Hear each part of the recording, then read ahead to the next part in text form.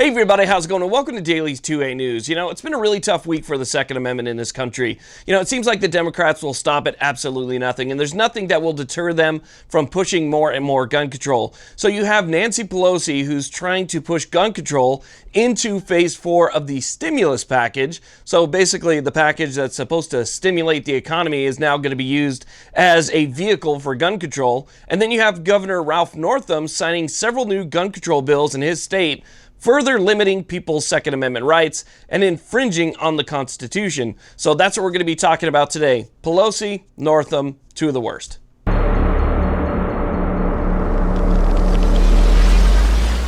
Okay, so H.R. 5717, this is the worst gun control bill that I've ever seen presented in the House. If you don't know anything about it, check out my videos down below. I did a video on it. It'll answer some of your questions. But basically what we have here is Nancy Pelosi trying to nitpick from that bill certain items that she thinks are more palatable to some people, like universal background checks and stuff like that.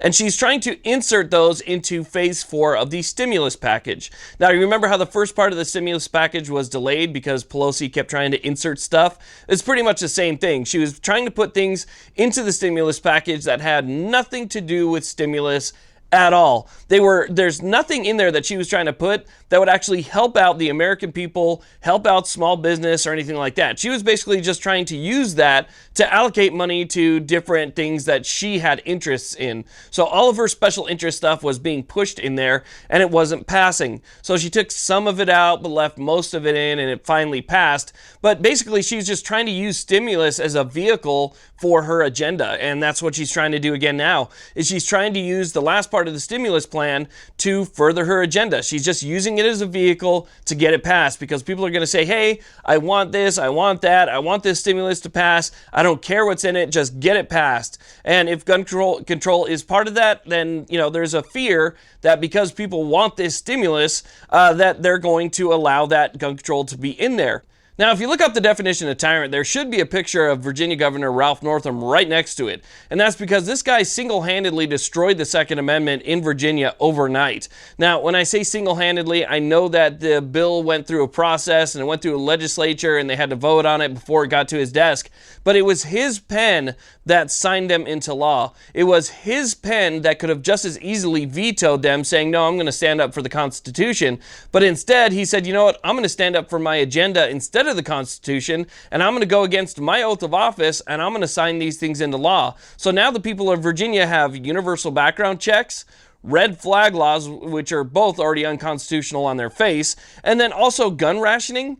So in Virginia, now it's a one handgun a month process. So if you buy a handgun, now you have to wait 30 days before you can buy another handgun. Now here's the thing, this does not affect the bad guys. This does not affect criminals. Criminals don't care about background checks. They don't care about how many guns they're allowed to have. They don't care about all of this stuff. They're already proved that they're willing to break the law, and they'll do whatever it takes to get to that point. So they don't care about this stuff. The only people that these laws are going to hurt are the good people of Virginia. Now, you guys might remember there was a big push for sanctuary counties in Virginia leading up to all this. So as we were trying to stop this from actually getting to Northam's desk, and there was a big lobby day rally, and all these people went to the state capitol and voiced their opposition to it, there was this big push by the different counties and county sheriffs saying, look, whatever you pass, we're not going to enforce it in our county. So now it's time to see whether or not that those sheriffs actually step up and stand up for what they believe in, or whether or not they back down, because it's up to the county sheriff whether or not he wants to actually enforce these red flag laws, or he wants to enforce these different laws that Northam is going to be putting forth. Now, obviously, there's going to be a lot of pushback. There's going to be legal action and lawsuits, and all of the different gun rights groups are going to be going after Northam's bills. So guaranteed, he's got a big fight on his hands because people are mad. People are not going to allow this to stand. But in the meantime, it's going to take these different county sheriffs to say, no, we're not going to enforce that in our county. Now, one thing you have to think about, though, is the FFLs, the different shops that you have within these counties. Okay, if they're doing a background check on something, and let's say you've already done one gun a month, it may not allow them to release the firearm to you without fear of them losing their freedom and their business all in one foul swoop. So I'm not sure what the FFLs are going to do about this, and I'm not sure what the sheriffs are going to do. These are basically two two different entities. Obviously, you have the sheriff who's in charge of enforcing the laws in these counties, and then you have the FFLs who have to follow a strict process or else they lose their business license and they can go to jail too. So again, you have the sheriff who needs to enforce, and then you have the FFLs, which are kind of the provider of the Second Amendment, right? And so it's interesting to see, or it's going to be interesting to see how this all plays out. Hopefully the sheriffs stand up for the sanctuary counties. In the meantime, all of these fights and these legal actions are going to be taken against Northam and his unconstitutional bills. But this guy showed right here that people who say, oh, I live in a free state, or I'm so happy that I live in a free state, including me who just moved out of California to Nevada, and Nevada is much more free than California, it's just proof that even in a free state, if you elect the wrong people and you put the wrong people in office, it's just a matter of time before that state turns into California, and that's exactly what happened in Virginia. I lived in California for 43 years, and a lot of the laws that Northam just implemented were laws that I lived under for a long time, and I can tell you right now that those laws do absolutely nothing to curtail crime. They do not stop crime. They do not slow crime down. They do absolutely nothing but hurt the good people. Again, and this is coming from experience. I watch the news every single day. I see all of the different events and all the things that are happening. The only people that love gun control are criminals, because it means that there's going to be less resistance for them to do the things that they want to do. There's going to be less resistance from the good people who are not able to protect themselves because the Second Amendment essentially has been taken away from them